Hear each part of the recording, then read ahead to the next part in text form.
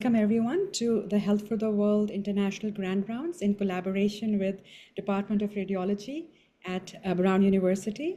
A little bit about Health for the World. For those who don't know, Health for the World is a nonprofit which was started about 10 years ago. I'm the co-founder and president of Health for the World and currently the professor and vice chair of Global Affairs at University of Washington.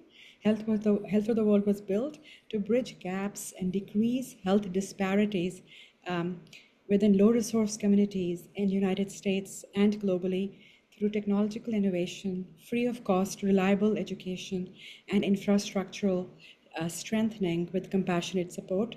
We are really proud of our Brown chapter for their dedication to global education under the leadership of Dr. Van Nguyen. I think our Brown chapter has done an excellent job in the last so many years, helping us spread reliable education to our radiology colleagues globally and within US. We are also proud of our Kolebu Teaching Hospital in Ghana for their efforts, who's also present today. Without further delay, I would like to introduce our speaker today.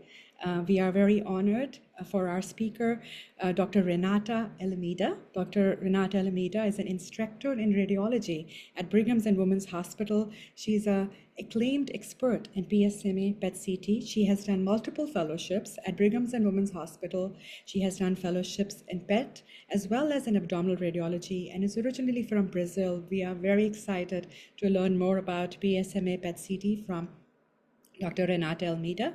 We also have our moderator today. Our moderator is Dr. Junia Tavia, who is a third-year radiology resident at Kolebu Teaching Hospital, who will be moderating the question and answer session after the grand rounds. Apart from this, in the audience, we have her Brown University faculty and residents and fellows, and also our classrooms from different parts of the world in Asia, Latin America, and Africa. So without further ado, Dr. Renata Almeida, we are so honored to have you, and you can start when you're ready. Thank you so much for the kind introduction. I'm honored to be here, and I want to thank you all for your time and attention in advance. So today I'm, planning to talk on this exciting topic. It's a PSMA PET CT, which is a modality we typically use for prostate cancer assessment, and we're going to focus on what abdominal radiologists need to know and how they could exploit this amazing imaging modality in their daily routine. So I have no disclosures on this presentation. And so in this lecture, I'm aiming to help you identify the aspects of PSMA PET CT in prostate cancer that are relevant for diagnostic and interventional abdominal radiologists. We will understand the role of PSMA for PET CT and therapy in prostate cancer. I'm going to show you real patient cases in which we will compare PSMA PET CT with body imaging to assess the prostate gland, the surgical bed, lymph nodes, and distant metastases of prostate cancer happening within the abdomen.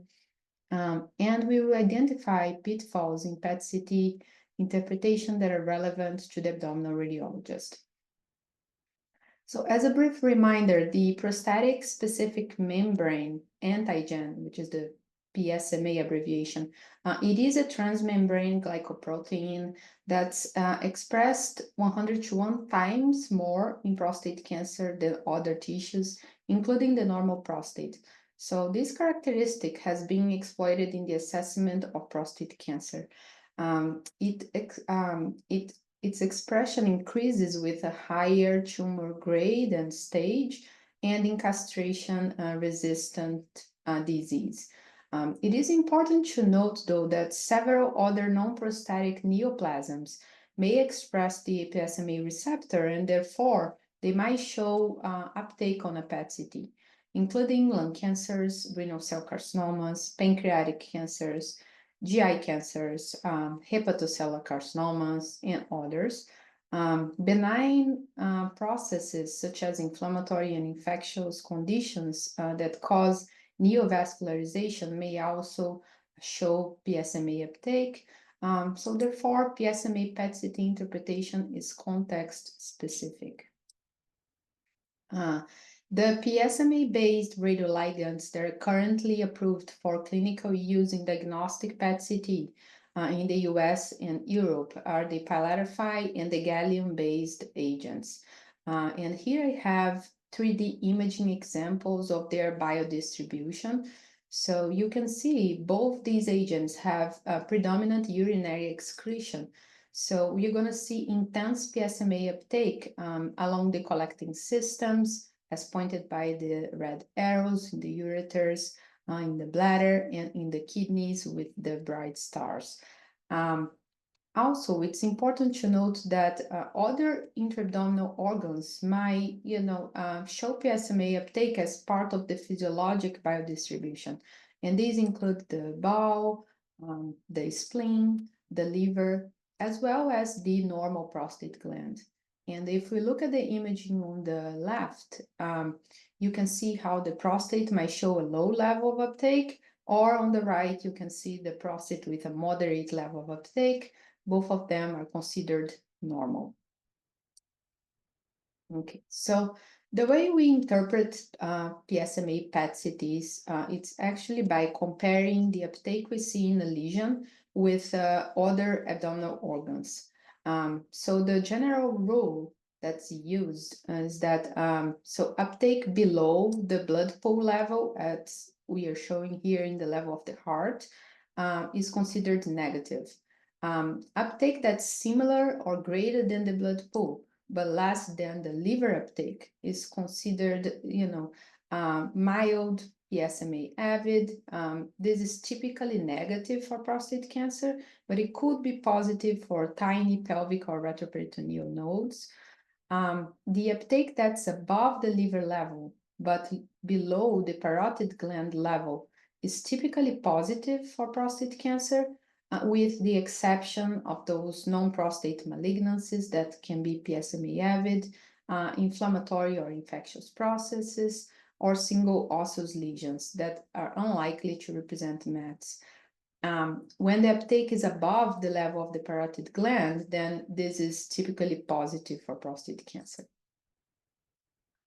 So PSMA PET-CT has been typically utilized to assess prostate cancer metastasis, and it's well established for the assessment of initial staging of high or intermediate risk prostate cancers in the setting of biochemical recurrence or for restaging after initial treatment, and as a planning imaging modality for targeted radioligand therapy. So the lutetium-177 is a powerful beta radiation source that we attach to the PSMA molecule to deliver radiotherapy for the prostate cancer cells within a patient's body. This therapy is amazing, and it has shown to prolong progression-free survival and overall survival in patients with metastatic prostate cancer. The current indications for this therapy are the absence of non-PSMA avid lesions greater than 1 centimeter, and PSMA uptake above the liver parenchyma in the majority of the lesions. The rationale for these indications is that we want, the tracer to be preferentially delivered to the tumor cells and not to the, normal organ parenchyma, so that it could cause injury to those organs.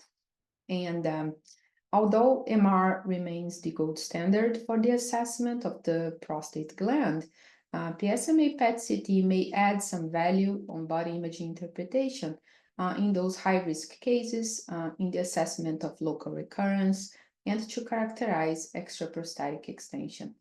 In this might help abdominal radiologists when they are interpreting prostate MRIs. So let's look at some real cases that will illustrate the scenarios I just described. So this was a 54-year-old man with de novo prostate cancer, and he had a high PSA density of 0.54, which is already suspicious for prostate cancer. He was on initial staging.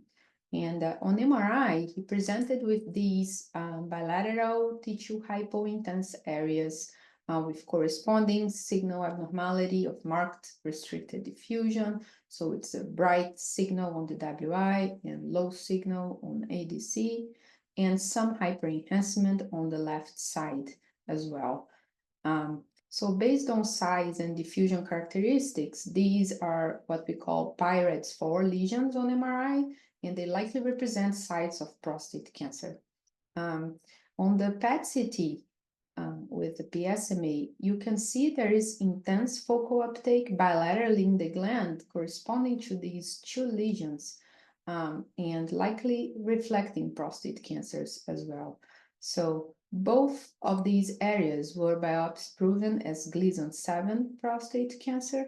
And so this is a good example of how both MRI and the PSMA PET-CT might actually be able to identify primary cancers in the prostate gland.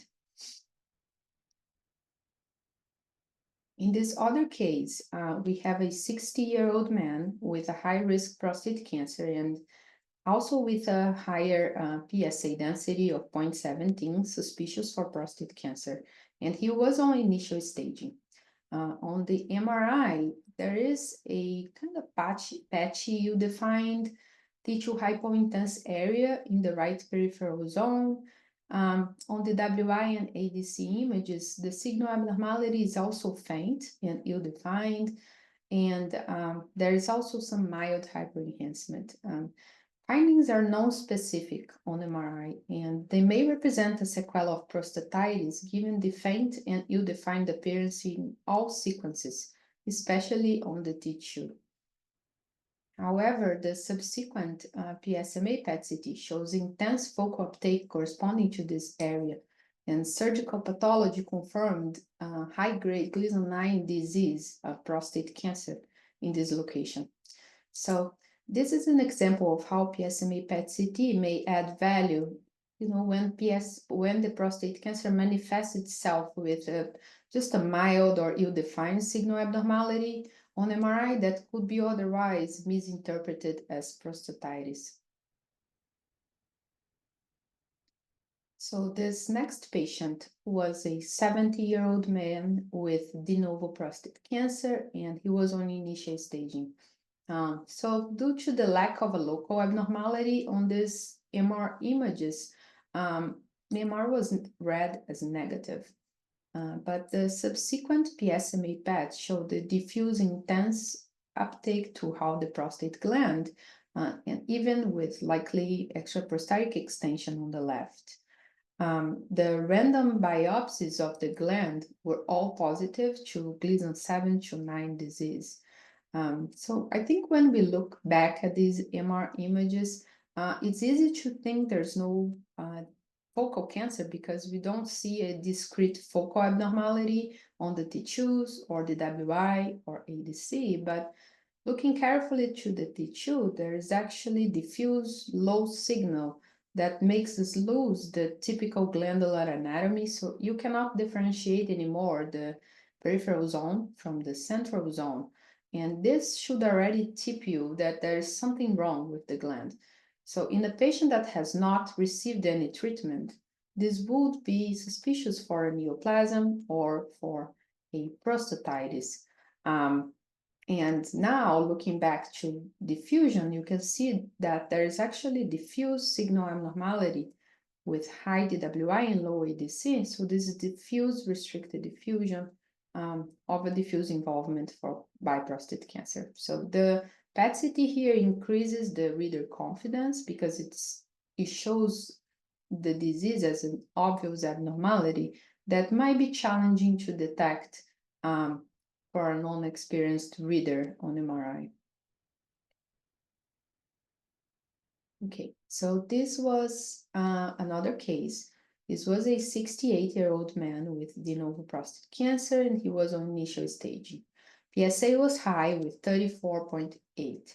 On MRI, there were these right greater than left areas of signal abnormality in the prostate apex, large T2 hypointense signal on the right, and smaller on the left, with corresponding marked restricted diffusion and hyperenhancement. So these are considered PIRADS 5 and 4 lesions on MRI, and the most likely representing primary prostate cancer lesions. Surprisingly, the concurrent PET-CT showed a lack of corresponding intense uptake in these areas. If anything, when we look at these dashed areas on the bottom imaging, you can see how the largest lesion on the right has actually lower uptake than the surrounding gland, as well as the left-sided lesion has perhaps similar uptake than the surrounding gland. So this is odd, and it's not, correlating with this finding on MRI. We can see some focal uptake in the midline of the prostate, and that should not be mistaken by a focal lesion. That's the typical location of the prostatic ureter at the apex. And the uptake is therefore due to passing urine and urinary excretion of the tracer, not of a focal lesion. So biopsies of these glands showed a neuroendocrine subtype of prostate cancer. So this case illustrates why we cannot replace MRI with PSMA PET-CT for the initial staging of the prostate cancer, because 5 to 7% of prostate cancers do not express PSMA, and therefore they are not PSMA avid. These will include the castration-resistant prostate cancers with a neuroendocrine or small cell variant, prostate cancers with neuroendocrine differentiation, highly differentiated cancers that lost the PSMA receptor expression, or unusual PSMA subtypes such as a sarcomatoid or adenoid cystic carcinoma. Hormonal therapies and chemotherapies can also downregulate PSMA expression and therefore result in mild or no PSMA uptake. This next patient is a 77-year-old man, and he was on active surveillance for prostate cancer. On MRI, there is a large T2 hypointense lesion in the left peripheral zone of the prostate with corresponding enhancement. And there is also marked restricted diffusion in this imaging. Unfortunately, the lesion was incompletely imaged on the WI and ADC. These are real life cases, and this situation unfortunately happens more often than we want, I'd say. So it's difficult here for us to assess the extraprostatic extension. On T2, there is some irregular contour, so there is a concern for extraprostatic extension. And even along the neurovascular bundle on the left, you can see some signal abnormality on T2, though that's very linear on the post-contrast phases. So you might be wondering, is that just the vessels, or is there real tumor along the neurovascular bundle? But on PET-CT, it is pretty clear the intense uptake not only in the disease in the peripheral zone, but also along the neurovascular bundle. And you can also see this additional focus of uptake along the left, more lateral peripheral zone, likely corresponding to an additional site of prostate cancer. So although PET-CT has a lower spatial resolution than MRI, its higher contrast resolution may increase the reader's confidence to characterize extraprostatic extension and to detect tiny deposits of prostate cancer despite their small size. This next case is of a 69-year-old man with prostate cancer, and he had prostatectomy and radiotherapy with rising PSA. On MRI, we can see these T2 dark lines along the surgical bed with some susceptibility artifacts. So this is most likely post-surgical material. On the WI and ADC, there's some distortion due to artifacts that are expected in the setting of metallic materials. And indeed, this MRI was read as no evidence of recurrent prostate cancer. However, the subsequent PSMA PET showed marked uptake in the right prostatectomy bed, and this was not corresponding to the location of the ureter, so likely represent a recurrent prostate cancer. On retrospective assessment of the MRI dynamic images, there was actually a linear area of arterial hyperenhancement in the right prostatectomy bed, which corresponds to the area of uptake on PET-CT, and this was mistakenly interpreted as scarring, given its linear configuration rather than nodular. So assessing for local recurrence after prostatectomy might be challenging due to imaging distortion and susceptibility artifacts on MRI. The most helpful MRI sequence is the subtraction from this arterial phase because tumor recurrence tends to show early arterial enhancement as compared to the delayed progressive enhancement of the surgical scar. And again, although PSMA PET-CT has a lower spatial resolution, its higher contrast resolution might increase the reader's confidence to characterize tumor recurrence at the prostatectomy bed. This next case was of a 71-year-old man with a non-metastatic prostate cancer on ADT with a rising PSA, and MRI shows a small Pyrex 4 lesion, likely representing prostate cancer, had T2 hypointense signal, focal restricted diffusion, and hyperenhancement. And the baseline PET-CT also showed intense uptake in that lesion, so they're all concordant. And you can also see on PET-CT these two metallic hyperdense markers that were placed in preparation for radiotherapy. So patient had SBRT, radiotherapy to the prostate, and 4 months later, PET-CT was repeated, and surprisingly, it shows still intense uptake, perhaps even more extensive than the primary uptake. So this was concerning for recurrence, but patient was followed and only observed, and 22 months later after SBRT, we can again look at this prostate and use the metallic markers as our landmarks to find that the location of the prior PSMA-avid tumor now has significantly decreased uptake, and that's kind of similar to the nearby gland and likely represents treated non-viable disease at this point. So be aware that PSMA PET-CT might be false positive shortly after radiation.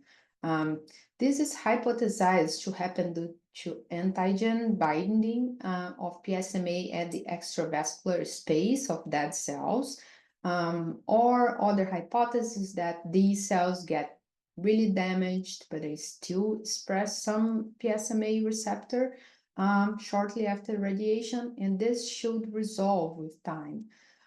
So uptake typically will resolve in 12 months in case of tumor response. So this is the ideal time to repeat a PSMA PET-CT after radiation. If there is uptake after 12 months, residual tumor is likely to be present. Note on this last PET-CT imaging also some increased uptake along the rectal wall, and this is due to post-radiation proctitis in the rectum, and it's a good example of inflammation causing false positive PSMA uptake on PET-CT. In this other case of a 66-year-old man, he had a remote history of left prostate cancer and had radiation to the gland 5 years ago. Now he presents with rising PSA. On MRI, the prostate apex looks basically normal. We don't see a focal lesion. Perhaps there is some decreased tissue signal throughout the gland, because of post-radiation changes, but no obvious focal lesion is visualized. We can see these very dark dots in all sequences, and these are the metallic markers utilized for radiation. But the concurrent PSMA shows a very intense area of uptake in the right gland that we otherwise cannot see on MRI, and biopsy confirmed the Gleason 7 prostate cancer. So differently from the other case, here we have uptake in a new area that's contralateral to the remote left-sided tumor. So we can confidently say this is a new prostate cancer development, regardless of when PET-CT was performed. And this is a great example of how PSMA PET might increase the sensitivity of MRI to characterize new or recurrent tumors in the prostate after radiotherapy when there are post-treatment signal abnormalities on MRI. Now we're going to make a pause and we're going to start talking about the PSMA PET-CT assessment of lymphadenopathy in prostate cancer that might be relevant to the abdominal radiologist.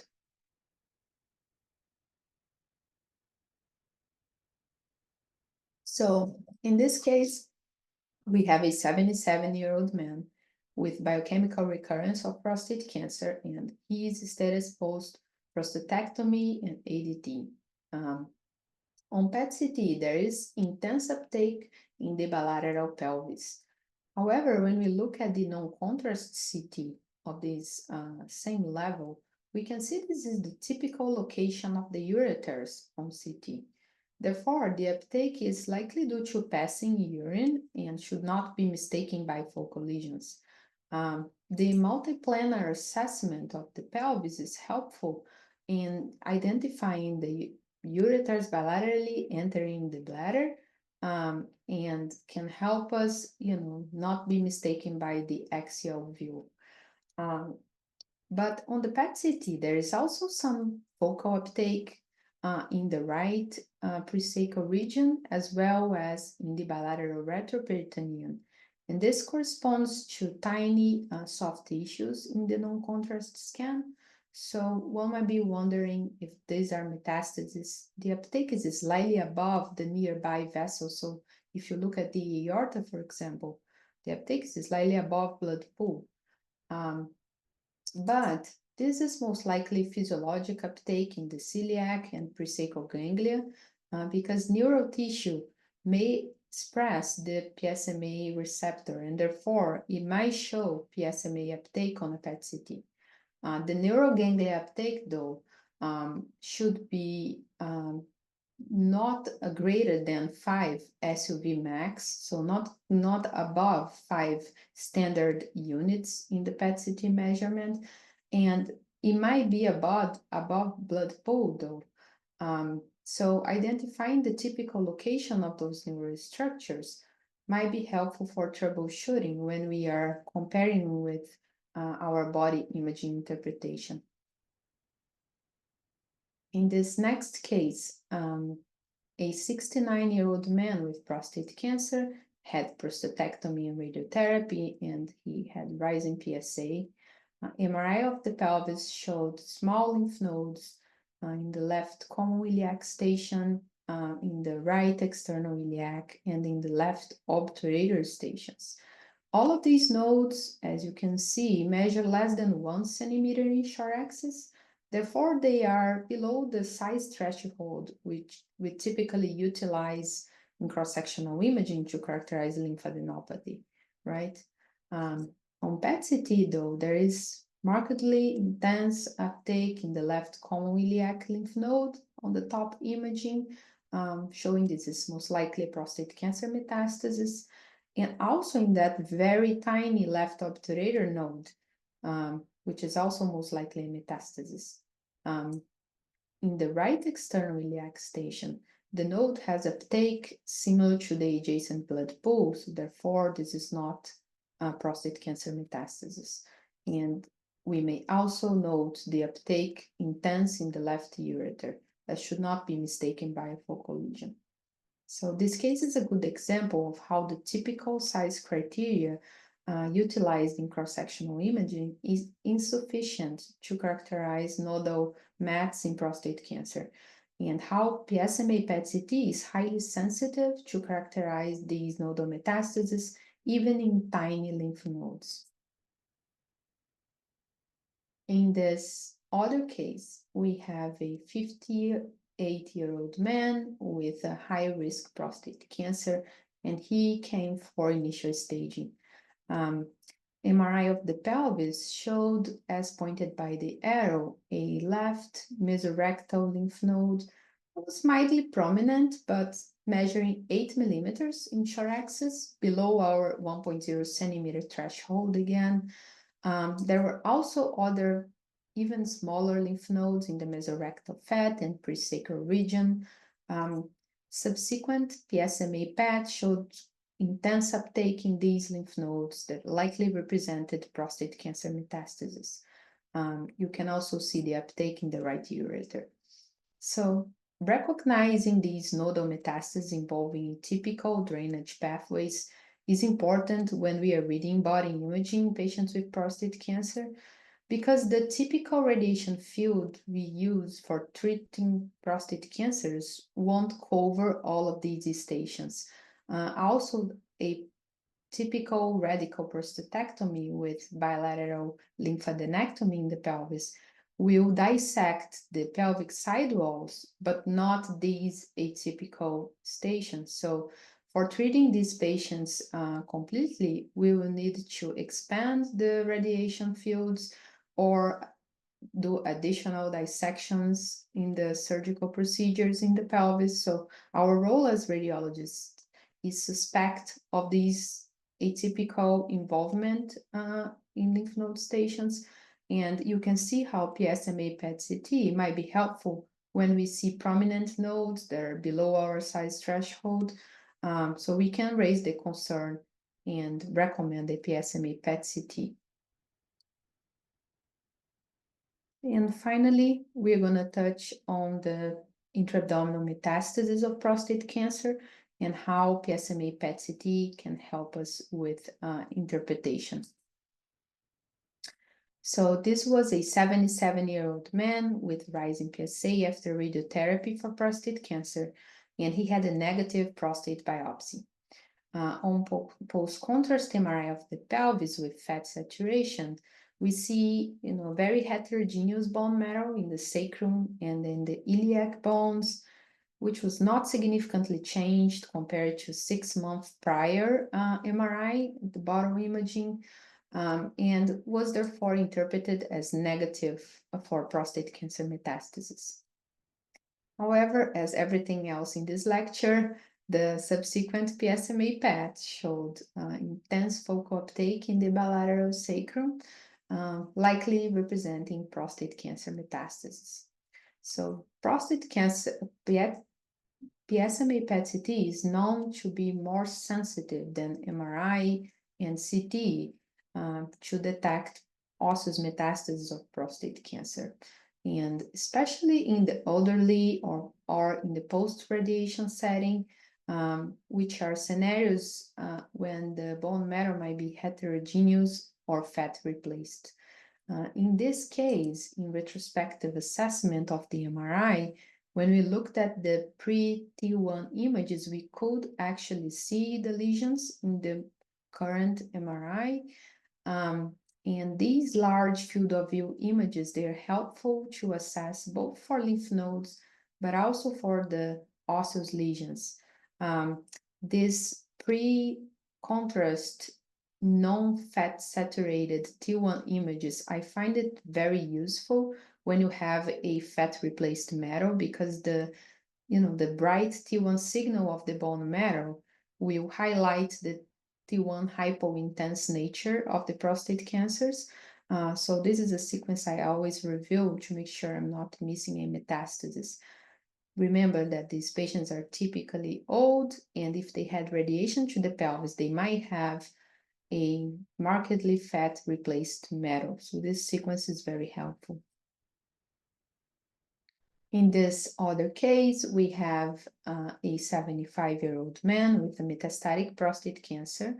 And this was a follow-up after multiple therapies. And on these MIP images of the PSMA PET-CT, there is marked uptake in the primary prostate lesion, but as well as in multiple nodules throughout the abdomen corresponding to lymph node metastasis of prostate cancer. But there's also some moderate heterogeneous uptake in the liver. And so we need to look at the axial views to understand what's going on. In the non-contrast CT, you can see there are multiple hypodense lesions in the liver parenchyma. The dominant one in segment 4/8, but corresponding to that in the fusion PET-CT images, there's actually less uptake than in the surrounding parenchyma. So an MRI was recommended in this case to understand what's going on. And MRI confirmed multiple liver masses with restricted diffusion and with even arterial hyperenhancement. So these were solid masses that had less uptake than the surrounding parenchyma. So at this point, there are some differential diagnoses for these lesions, and one of them is that this might be a different malignancy than prostate. So it might be a metastatic malignancy that's not a prostate cancer, and that's why there's no PSMA uptake. The other possibility is that this is a very aggressive prostate cancer, dedifferentiated, that lost their PSMA expression, and therefore METs are non-PSMA avid. So in this patient, if we think about the indications for radioligand therapy, this would not be a good candidate because the tracer would preferentially affect the liver parenchyma rather than the focal lesions. In this specific case, a liver mass biopsy showed an unrelated neuroendocrine tumor. In this next case, we had a 75-year-old man with metastatic prostate cancer to the bone, which is not shown. He was in preparation for radioligand therapy, and past medical history included hepatocellular carcinoma after cryoablation. On PSMA PET-CT, you can see the photopenic area in the liver dome that corresponds to the cryoablation zone. But also there are foci of uptake along the margin of that ablation zone, as well as in segment 6, and these were concerning for prostate cancer metastasis. So triphasic abdominal pelvic CT was performed, and it showed that these foci had arterial hyperenhancement, and the segment 6 lesion at the bottom showed washout on the late phase. So this is an atypical imaging feature for a prostate cancer metastasis. They're typically hypovascular. Therefore, these are more likely hepatocellular carcinoma that has recurred in the liver than prostate cancer mets. So this is a good example of how non-prostatic malignancies may express PSMA and be PSMA avid. Therefore, multimodality assessment of the abdomen is important in the setting of multiple neoplasms, so we can identify these disease-specific features that will help us with the differential diagnosis. We are almost at the end, and this is a 60-year-old man with a new prostate cancer. PSA was 4.7. He came from an outside institution with a request for liver biopsy based on abnormality seen on PSMA PET-CT. And PSMA showed an area of marked uptake in liver segment 4 without a CT correlate. An MRI was performed for further assessment, and the lack of abnormality on T1 out of phase excluded focal fat deposit, which was considered given the periportal location. There was no abnormality on the WI, nothing on contrast phases. Even the hepatobiliary phase showed a fairly homogeneous enhancement in that area, confirming viable hepatocyte and excluding prostate cancer metastasis. Therefore, the biopsy was denied. So this is a good case example of how sectorial vascularity or biliary drainage that are typical of segment 4 may cause a false positive PSMA uptake in the liver. And you could already suspect based on the PET-CT image that this is not a small lesion, so you should be seeing a focal abnormality on this, the concurrent CT, pointing that this is a real lesion and not an imaging artifact. Again, multimodality assessment is imperative in these cases to avoid unnecessary procedures.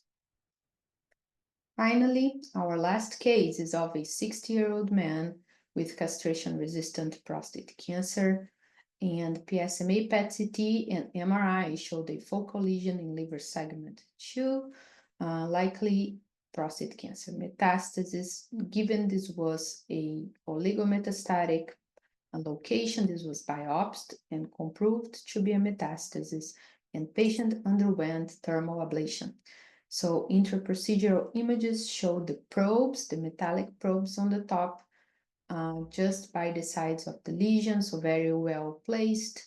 And in the bottom imaging with the star, you can see a hypodense area that encompasses the lesion anatomy and the nearby tissue.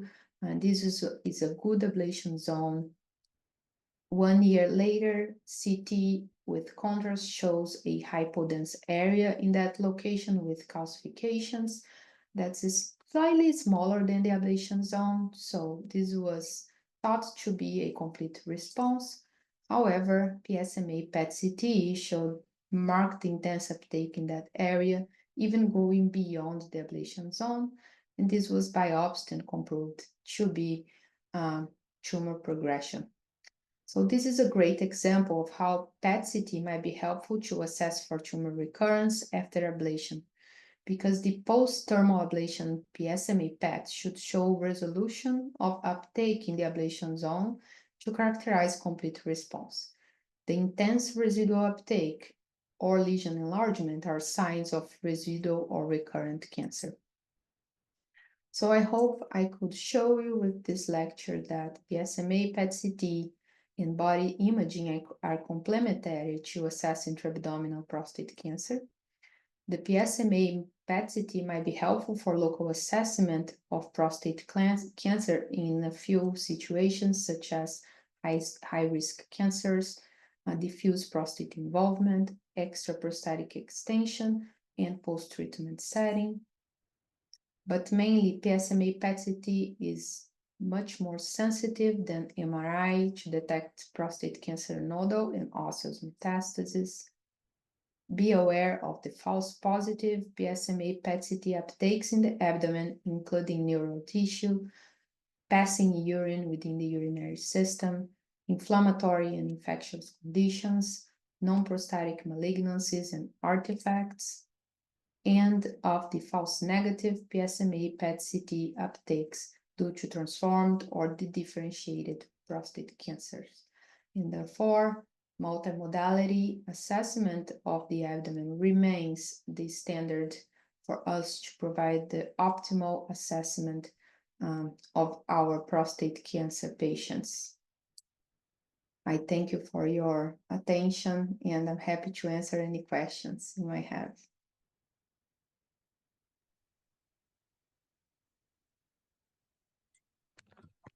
Thank you, Dr. Renata Almeida, for that insightful lecture. And there are a lot of teaching points. And we learned that the PSMA PET-CT can detect primary cancers in the prostate. It also increases sensitivity to detect prostate CA when MRI findings are atypical. It may increase the diagnostic confidence when MRI findings are diffuse. On the lymph nodes, we learned that size criteria is insufficient to assess for prostate CA nodal metastasis, and that PSMA PET is highly sensitive to detect tiny nodal metastasis. And lastly, PSMA is more sensitive than MRI to detect active osseous metastasis, especially in a heterogeneous bone marrow. So these are some of the many teaching points we got from your lecture. We are very thankful for that insightful lecture. At this juncture, we'll give room to our participants to ask your questions. So please, if you have any question, you can put it in the chat box and I will read it out for Dr. Almeida to answer. You could also raise your hand, give you the opportunity to unmute and ask your question. So please, let's have your questions.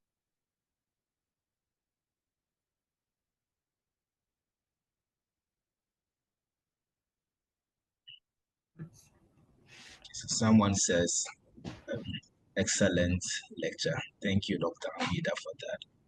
Thank you. So, Dr. Renata, we have one question in the Q&A box. What are your thoughts on PET MRI? Well, I think that's the perfect method. I'm passionate about MRI, and I think the PET-CT is just a complement. I mean, both are great. In our institution but let me go back. Now our institution encompasses many hospitals, and the Brigham and Women's are fused with the Mass General Hospital. So we do have PET MRI at Mass General, but not at the Brigham site. I think it is very exciting. It is the information we need for prostate cancer. Because I don't have it on my side, what I do is to, just correlate these images. You can actually fuse them in our PAC system. So it becomes like a PET MRI interpretation. I think that's what this lecture is about. And I think it's great and paramount. I hope it gets more spread out. Thank you, Thank you, Dr. Almeida. Please, we have a second question. It says, do you expect the primary tumor and MET to have similar uptake or can be heterogeneous? Do you expect the primary tumor and metastasis to have similar uptake or can it be heterogeneous? Can you repeat the question? I don't think I got it. Let me put it in the chat. Do you expect the primary tumor and METs to have similar uptake or can be heterogeneous? Is the question, Dr. So they can be heterogeneous. It is intuitive to think that things would have a similar metabolic profile when we're looking at PET-CT, but we know that metastasis already tend to be a more aggressive, aspect of those tumors, right? So they might be more avid than the primary tumor. They might be heterogeneous. They might have no uptake if they lost their PSMA expression.